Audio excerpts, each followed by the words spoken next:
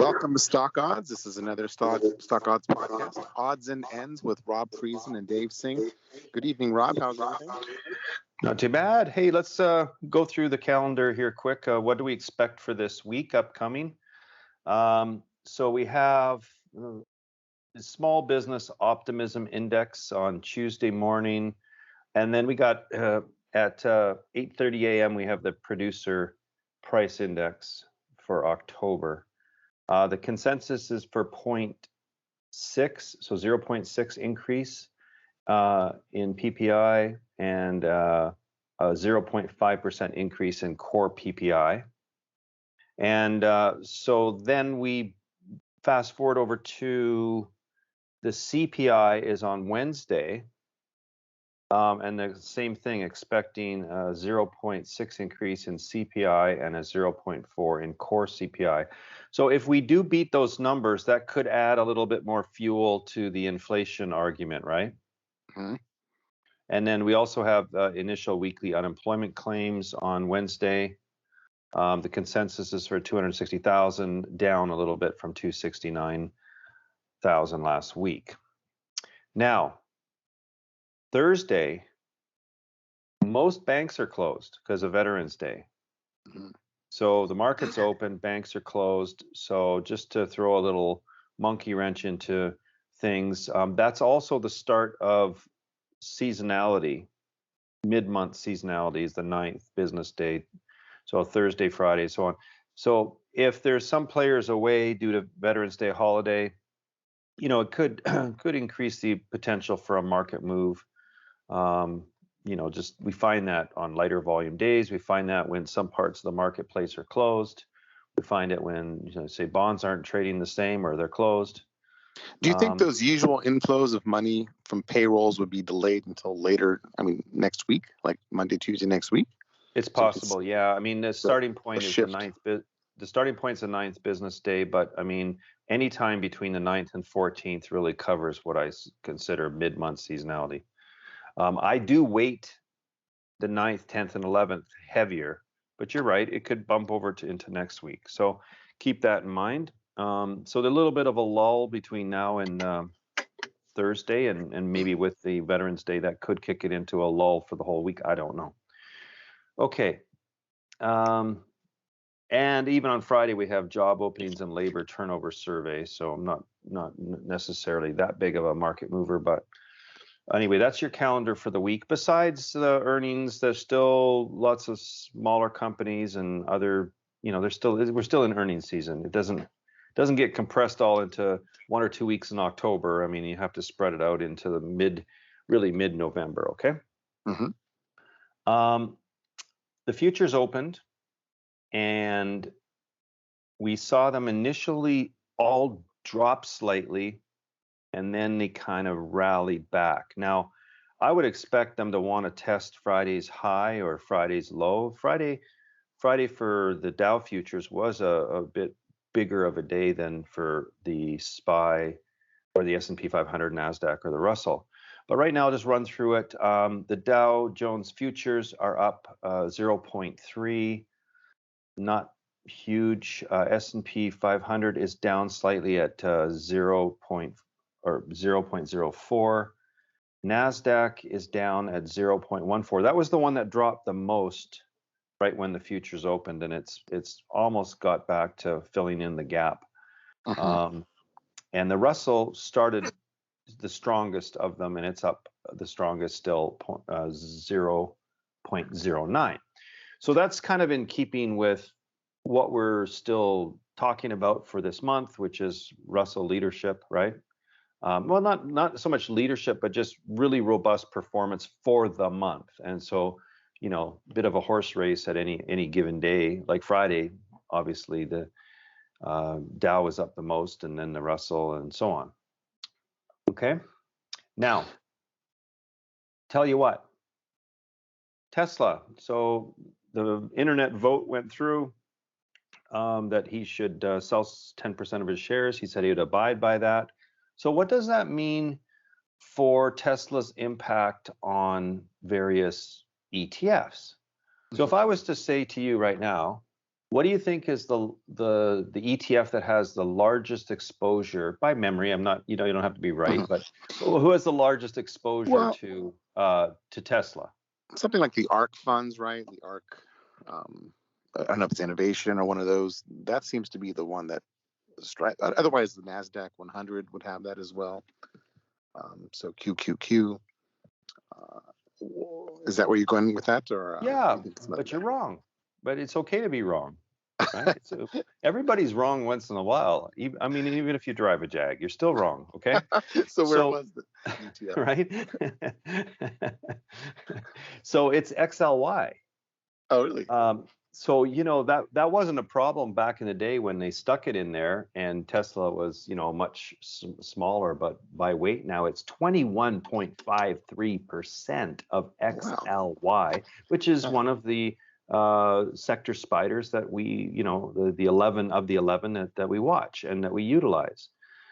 So you have to kind of see at least the top 5 of every one of these ETFs. You got to be knowing right away what could be impacted the most with these big names. Facebook, we've dealt with their weakness, through October, and we saw its impact.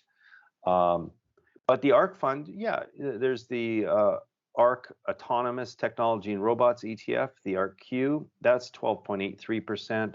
ARK-W is 11.93%, and our ARK-K is 11.44. So they all have exposure to Tesla. And then IYC is U.S. consumer discretionary large cap growth equities. It's 10.3. That's not widely traded, but it's just one of them. So those are some of the funds. And Q's is down around 6%. Go to the next page here. I can see that it's 6.44%. So yeah, it's still significant, but it's going to be more mitigated in that impact than it would be with the XLY, which is very interesting, don't you think? So are there opportunities to trade these ETFs against each other? Because they're not all going to respond as equally and as fast. There's going to be some difference in latency. I mean, if Tesla is showing, weakness from this, which it doesn't have to. I mean, it could, when somebody says, yeah, I'm going to sell some, what length of time, what period of time, I don't know, right? So, but if it's showing some weakness, then that could mean that, XLY is under pressure more so than something else that you might identify. So let's just run through some of the odds on the ETFs. Okay. So first of all, let's go to seasonality. And the monthly seasonality for the diamonds is 3.7% performance. The SPY is 3.3. And notice recently we saw the diamonds kind of kicking it up a notch. They were trailing initially at the beginning of the month, and I was using them as a hedge on the short side. But they've started to really pick up, and the monthly performance for the die is 3.7. Okay. So then Q's is 3.1 and IWM 5.1. So IWM again the leader, the Russell 2000. And then the diamonds, and then the SPY, and then the Qs last. So that's how the month averages have played out over the last 10 years. Getting into some of the other ETFs that people may follow. I mean, we probably have in our communities some gold bugs still, people that love gold and silver, even though Bitcoin's the new gold, right? But gold is minus 3.3 and silver is minus 4.4. So due to this inflation problem, we've had both oil and basic materials running better than they would normally be. But at some point, if the inflation argument gets fully digested and people are seeing that it will be more transitory, like as in shorter term, then you could see those things start to mean revert, because they've been anomaly against their seasonality. You follow what I'm saying? So we're looking for that mean reversion, right? Like at some point, but you don't want to step in harm's way. If you shouldn't be shorting gold when it's strong, then don't short it. But let's look for possibly near the end of the month or something. Even mid-month seasonality shows a little bit weaker for those. Now, November seasonality for oil is actually 3.2, so it's on par with the SPY pretty much. And so that's interesting. XLF for the month, that's the financials, 5.5 with strong mid-month seasonality. Now, I looked at TLT, and its odds for the next 5 days are only 45.3 odds of going up, so under 50 with negative performance. So if the TLT is moving down, that puts a positive impact on the financials. And XLF has strong mid-month seasonality. So banks are closed on, most banks are closed on Thursday. This is an interesting setup. Do you see what I'm getting at here? Friday, we could have a rip roaring, or we could move ahead of even Thursday, right? So keep that in mind. So XLK, the technology, is 2.9 for the month, but it has weak mid-month seasonality. So there it gives you an idea. Long financial, short tech, possibly mid-month. XLU is weak for the month at minus 0.8, and it's weak for mid-month seasonality. So there's a real edge there. So again, just to summarize, for the month, gold, silver, and utilities should be weaker, and financials, and tech overall should be a bit stronger, with the small cap stuff, sort of taking the cake there. So what I'm going to do now is... Would you consider changing your hedge? I know sometimes you hedge with spiders, sometimes with diamonds. What about making a blended hedge of XLU, gold, silver? Sure. The weakest sectors, and that could just be a standard, like 20% of each of those asset classes as a standard hedge each day. Right. Well, and if people can't short, they could go into the inverses maybe for just daytime hedges. Wouldn't it, carry them overnight because of the decay factor, but during the day, they're not too bad if you have to go long those inverses. So let's run. I'm going to run through some odds for the next 5 days. So what I did is a Connors indicator or signal, which is kind of like a blend of RSI 3, some streaks, and so it's got relative strength mixed in with it. This Connors has shown itself to be okay. I haven't tested it that much on the 5-day output, but let's talk about this and see if we agree. So odds for the SPY, 68.7, average performance 0.34. Since the average performances are in line with the odds, I'm just going to rattle off the odds to make it quicker. So would you agree with that for the next 5 days, the SPY to be performing okay? Yeah, I'd say so. Okay, XLF, odds are 55 over the next 5 days. Yeah, Qs? Right. You agree? Qs, 65.9 for the Qs. But remember, the Qs aren't the strongest performer for the month, and if Tesla is under pressure, that could impact that. So even right now, it's showing the better odds of 65.9, but it could be subject to some of this, weighting of the stock, which is 6.44% in there. Okay. I threw one in here, emerging markets, EEM, 55.3. How much of that is China in there? Emerging markets? I don't know that question. I don't know the answer on that. I mean, that's a good thing to investigate. Make a note of that. See what's all in there. But 55.3, XLE 54.3. So the performance for the month is supposed to be 3.2. We have had a very strong run in energy prior to this, right? But I looked at the energy futures coming out of the gate here once they opened, and they really exploded here. Crude Crude popped up, well, it was even up a bit higher. So 0.38% right out of the gate when the futures opened. Brent is up 0.27, and heating oil up as well.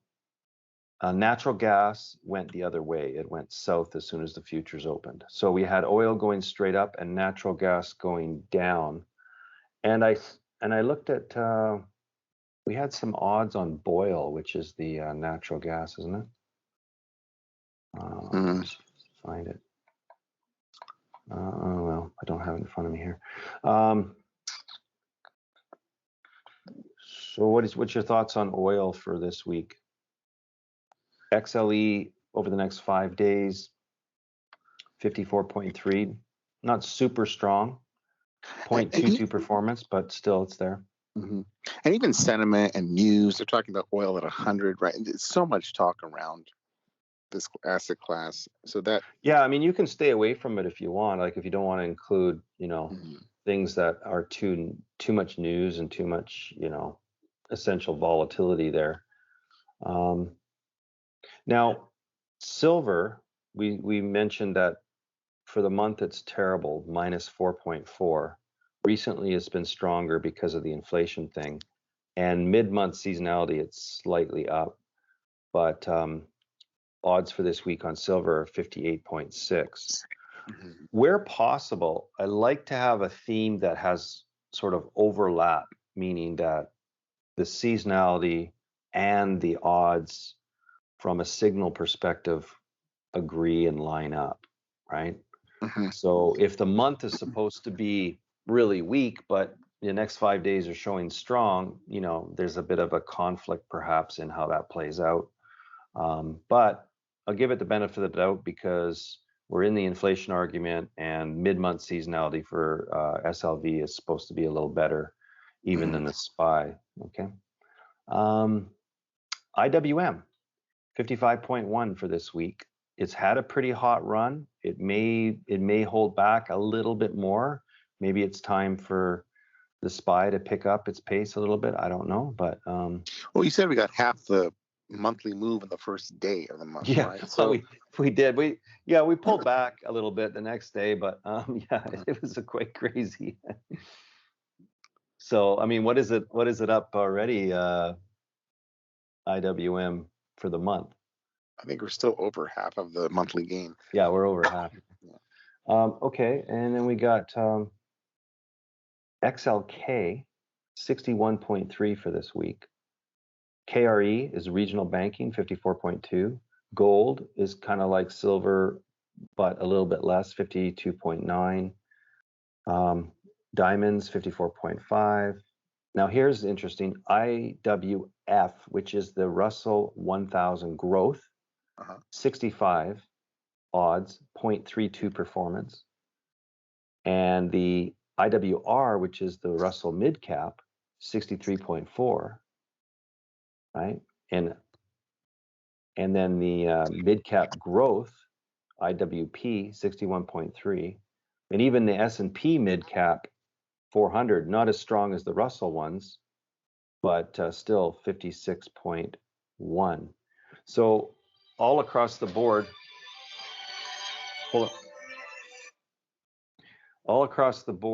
we have the growth set to really move forward. Now on the short side, we need some hedging out there. EW Zebra, Brazil, 45.7, so less than 50, negative performance expected. China, odds are low, under 50, 45.8, kind of close to break even on the performance. And even though gold, GLD is supposed to be okay, GDX, the gold miners, negative performance expected. TLT, as we mentioned earlier, 45.3, negative performance. Well, that one gets me thinking. So interest rates the last week, they've come back quite a bit, right? We're in like 1.46 range, right? So this has potential to even snap back more and then give financials even more of a boost, right? So if we're already set up for mid-month seasonality on financials to be stronger, Yeah. maybe being heavier in financials or looking for Yeah. symbols that have more odds in that realm, KBE, KRE, things in that realm, or even within the small That'd be a cap good focus. financials. Yeah, Yeah, it'd that be a good focus. get more bang And for your buck out of that. I noticed the dollar's down a little bit already tonight too. We got XLU odds are, close to break even, negative performance, though XLP close to break even on odds, negative performance. So all that area there. So GDX, XLU, XLP, and then the junior miners, 42.4 odds, really bad negative performance. And then XLC, this is where the Facebook and Google and so on are in. Odds are 40, negative 0.71. And then the Russell value, remember I mentioned the 2000 growth. We could talk about 1000 growth, but the 2000 value is a negative performance as well. So really it seems to be still growth orientated, risk on environment, good breadth of the market overall. And some of your defensive areas are the areas to focus on more on the short side. Mhm. iShares broad U.S. corporate bonds, 46.7 odds, negative performance of minus 0.39. And then OIH Vectors Oil Services. So it's quite different than what we're seeing with oil, like the crude prices and so on. The oil services area odds are expected to be 46.4 negative performance. So that's interesting. So we'll have to see how this plays out. But any thoughts in closing here? No, even the futures right now, we got NASDAQ under pressure relative to the Russell. So that, I mean, it's, again, confirmation of risk on a little bit, maybe small cap over large cap. And I'm going to try to think of a mixture of hedges this week. Instead of just going spider only, maybe a blend of XOU, some gold and silver ETFs combined, and maybe hit some individual symbols. Here's interesting in the metals. So you got gold down now on the futures, silver down on the futures, platinum down, but copper's up significantly, 0.86% already. And I noticed that the copper ETF also had odds that were bullish as well. So that's in keeping with what the futures are doing right now, right out of the gate. So if you're going in to do in the basic materials area, make sure you make that distinction between who has more gold and silver exposure, who has more copper exposure, because some of these miners, like you just put them in the same category, but actually if they have copper exposure, could be a bad short if you were doing that, right? Mm-hmm. And looking at steel, like US steel, that's slightly down right now as well, so it's not as strong as copper, but yeah. Oh yeah, and even your KBE, I just pulled that up, 67. That's the spider for the banking ETF as well, and that's 67.4 odds, I think, isn't it? Oh no, so that's the signal. It's around. It's on the fence, that one. So it looks like the KRE is more a little bit better focused. The regional seems to be better focused than the KBE. Okay, well, we should call it a day here. Well, good thoughts. Thanks for your time, and good luck tomorrow. Thanks. Good trading. Thanks. Okay, Bye-bye. cheers.